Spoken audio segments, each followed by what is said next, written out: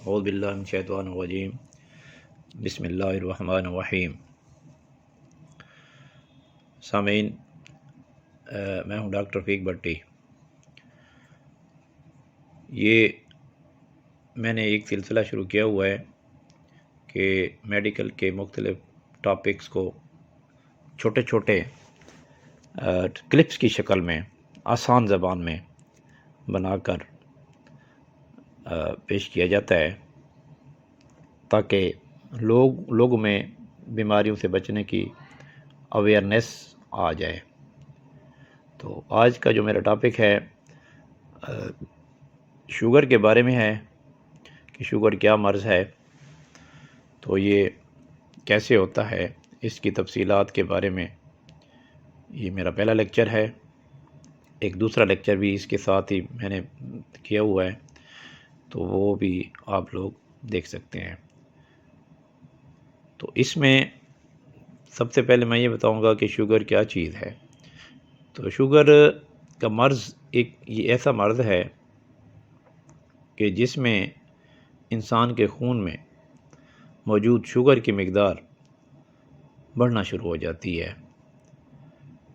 عام طور پر ہم لوگ جو چیز کھاتے ہیں تو وہ ہضم ہونے کے بعد گلوکوز میں تبدیل ہو جاتی ہیں، تو گلوکوز کو شوگر بھی کہتے ہیں، تو یہ خون میں جذب ہو جاتی ہے۔ تو جسم کے اندر اللہ تعالیٰ نے ایک ایسا نظام بنایا ہوا ہے کہ جو اس شوگر کی مقدار کو خون کے اندر مستقل رکھتا ہے، اور وافر شوگر جو ہے علیحدہ اس کی شکل میں گلائکوجن کی شکل میں جمع رکھتا ہے۔ تو اگر یہ نظام جو اللہ تعالیٰ نے بنایا ہے کسی کے اندر فیل ہو جائے، تو میڈیکل کی لینگویج میں انسولین ایک لفظ بولتے ہیں جو کہ عام لوگ بھی جانتے ہیں۔ تو جسم کے اندر انسولین یا تو پیدا ہی نہیں ہوتی، یا اگر پیدا ہوتی ہے تو وہ اس شوگر کو ٹھکانے لگانے کے قابل نہیں ہوتی۔ تو ایسے لوگوں میں یہ مرض ہونے کا خدشہ ہو جاتا ہے۔ تو شوگر عام طور پر یہ وراثتی بیماری ہے، جس کے والدین کو شوگر اگر خدا نخواستہ ہے، ماں اور باپ میں سے کسی کو ہے اگر شوگر، تو وہ بچوں میں بھی منتقل ہونے کا خدشہ ہوتا رہتا ہے۔ تو اس لیے وہ لوگ زیادہ کانشیس ہونا چاہیے ان کو، یا جن لوگوں کا وزن زیادہ ہوتا ہے، موٹاپا یعنی جن کو بیماری ہوتی ہے، موٹے وزن زیادہ، حد سے زیادہ وزن ہوتا ہے، تو ان کو بھی شوگر ہونے کا خدشہ زیادہ ہوتا ہے۔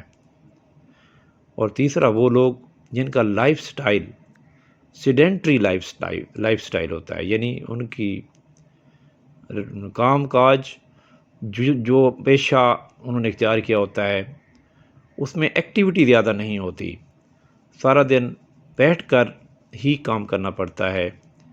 جیسے کوئی دکاندار سارا دن دکان پر ہی بیٹھا رہتا ہے، اسی طرح اور لوگ ہیں جیسے بینک میں لوگ ہیں، سارا دن صبح سے شام تک بینک میں بیٹھے رہتے ہیں، کام کرتے رہتے ہیں۔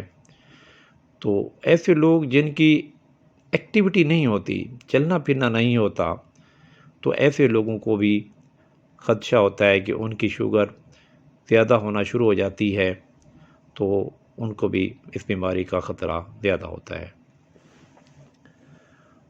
تو ایسے لوگ، ان میں علامات کیا ہوتی ہیں، کیسے پتہ چل جائے کہ کسی کو شوگر ہے؟ تو عام طور پر لوگ ڈاکٹروں کے پاس جب آتے ہیں تو ان کو پتہ ہی نہیں ہوتا، کسی اور مرض کے سلسلے میں آئے ہوتے ہیں، اور اچانک ڈاکٹر ان کا ٹیسٹ کرواتا ہے تو پتہ چلتا ہے کہ ان کو تو بیماری ہو چکی ہے۔ تو یہ اندر سے انسان کو دیمک کی طرح کھوکھلا کر دیتی ہے، مختلف اعضاء کے اوپر یہ اثر کر کے اس کو تباہ کر دیتی ہے۔ لیکن اس وقت پتہ چلتا ہے جب وہ علاج کے قابل بھی نہیں ہوتے، یا بڑی مشکل سے ہی ان کے علاج ممکن ہوتا ہے۔ تو میں ان کی علامات آپ کو بتا دیتا ہوں۔ تاکہ اگر ایسی علامات ہیں تو فوری طور پر اپنے ڈاکٹر سے مشورہ کر کے اس کے مطابق علاج کروانا چاہیے۔ تو ایسے مریضوں میں جن کو شوگر ہو چکی ہوتی ہے، بیماری لاحق ہو چکی ہوتی ہے، تو ان میں پیشاب کا بار بار آنا، پیاس کا زیادہ ہو جانا، بھوک بھی عام طور پر زیادہ ہو جاتی ہے، لیکن وزن پھر بھی کم ہونا شروع ہو جاتا ہے، اور بینائی ان کی، نظر ان کی کم ہونا شروع ہو جاتی ہے۔ اگر ایسی علامات کسی میں آنا شروع ہو جائیں تو چاہیے کہ اس کو فوری طور پر اپنے ڈاکٹر سے مشورہ کرے اور شوگر کا ٹیسٹ کروائے۔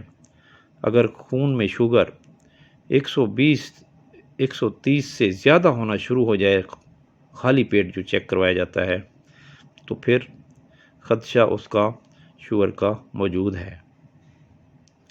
تو اس لیے ان لوگوں کو چاہیے کہ اپنے ٹیسٹ بار بار کرواتے رہیں، کم از کم مہینے میں، 2 مہینے میں، 3 مہینے میں ٹیسٹ شوگر کا چیک کرواتے رہیں تاکہ ان ٹائم پتہ چل جائے۔